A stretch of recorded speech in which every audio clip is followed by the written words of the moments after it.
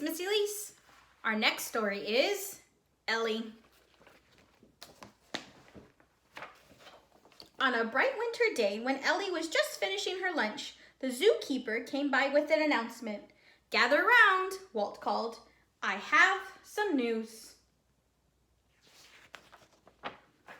"It's a sad day," he said. "The zoo is closing." The animals were heartbroken. "There must be something we can do," Ellie said to her friends. "The zoo is our home." "Perhaps we can spruce it up a bit," Gerard suggested. Gerard always has good ideas. "I'll prune the trees," Lucy said, nibbling on a leaf. "If only my trunk were longer," said Ellie. "I'll move this rock," Gerard huffed, clearing it off the path. "If only my muscles were bigger," said Ellie.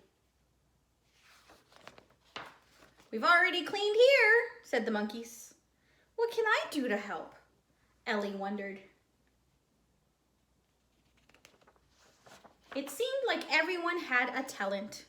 Everyone except Ellie. Ellie thought she'd ask Walt to give her a job, but he was busy too. When the monkeys called him away, Ellie picked up the strange object he'd been holding. It had smooth wood on one side and prickly hairs on the other. Ellie gave it a try. When Walt returned and saw her creation, he sprinted back down the path without saying a word.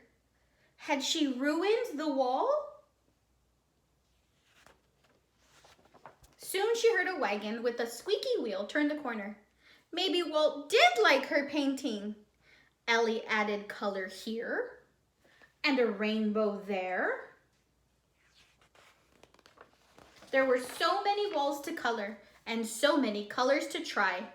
Ellie painted all of her friends. She painted the tall ones, the smartest, and the quietest ones. Word spread of Ellie's talents.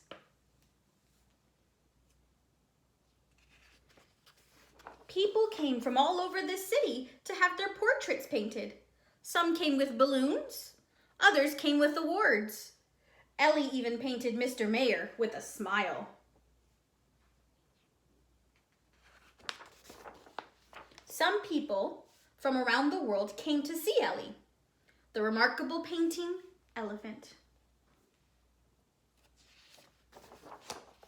Lucy hosted the crowds as they arrived at the zoo. Gerard led tours through Ellie's art gallery. And on a bright spring day, with crowds cheering him on, Walt declared, "We are open for good. Thanks to Ellie." The end. I hope you enjoyed that story. Bye!